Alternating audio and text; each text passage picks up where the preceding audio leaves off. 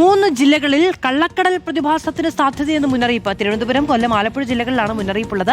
തിരുവനന്തപുരം കാപ്പിൽ മുതൽ പൊഴിയൂർ വരെയും, കൊല്ലം ആലപ്പാട് മുതൽ ഇടവ വരെയും, ആലപ്പുഴ ചെല്ലാനം മുതൽ അഴീക്കൽ വരെയുമാണ് മുന്നറിയിപ്പുള്ളത്. നാളെ രാവിലെ വരെ ഈ ജില്ലകളിൽ ഉയർന്ന തിരമാലയ്ക്കും കടലാക്രമണത്തിനും സാധ്യതയുണ്ട് എന്നും സാന്ദ്ര സജു വിവരങ്ങളുമായി ചേരുകയാണ്. സാന്ദ്ര, എന്തൊക്കെയാണ് മുന്നറിയിപ്പുകൾ?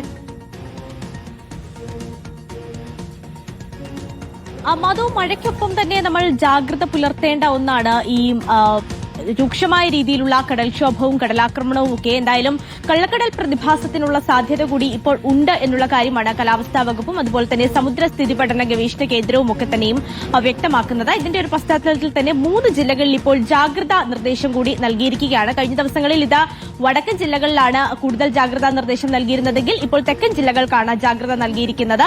ഒന്ന് തിരുവനന്തപുരം, അതുപോലെ തന്നെ കൊല്ലം, ആലപ്പുഴ, ഈ 3 ജില്ലകളിലെ തീരമേഖലകളിൽ ശക്തമായ രീതിയിലുള്ള കടൽക്ഷോഭം ഉണ്ടാകാനുള്ള സാധ്യതയുണ്ട് എന്നാണ് മുന്നറിയിപ്പായി വന്നിരിക്കുന്നത്. തിരുവനന്തപുരത്താണെങ്കിൽ തിരുവനന്തപുരം കാപ്പിൽ മുതൽ പൊഴിയൂർ വരെയുള്ള പ്രദേശങ്ങളിൽ ജാഗ്രത വേണമെന്നാണ് പറയുന്നത്. അതുപോലെ തന്നെ കൊല്ലത്തേക്ക് വരുമ്പോൾ ആലപ്പാട് മുതൽ ഇടവ വരെയും ജാഗ്രത വേണം.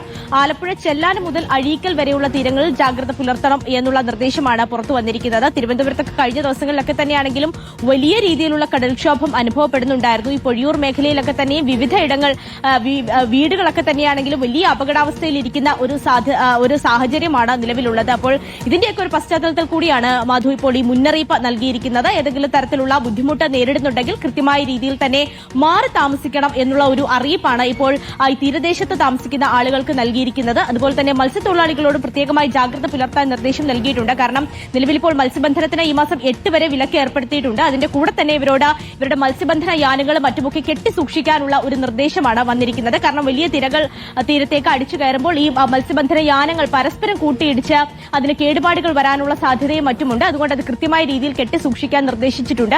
അതുപോലെ തന്നെ വിനോദസഞ്ചാരത്തിന് വരുന്ന ആളുകളാണെങ്കിൽ കടൽ തീരത്തേക്ക്, പ്രത്യേകിച്ച് കടലിലിറങ്ങിയുള്ള വിനോദങ്ങൾ പൂർണ്ണമായും തന്നെ ഒഴിവാക്കണം എന്നുള്ള ഒരു നിർദ്ദേശം കൂടിയാണ് മധു ഇപ്പോൾ ഈ ഒരു ജാഗ്രതയുടെ ഒപ്പം വന്നിരിക്കുന്നത്. അതുകൊണ്ട് എല്ലാവരും കടലിലേക്ക് പോകുന്നവരും കടൽ തീരത്ത് താമസിക്കുന്നവരും മത്സ്യത്തൊഴിലാളികളും എല്ലാം തന്നെ ജാഗ്രത ഈ നിർദ്ദേശങ്ങൾ പാലിക്കണമെന്നുള്ള ഒരു അറിയിപ്പാണ് വന്നിരിക്കുന്നത്.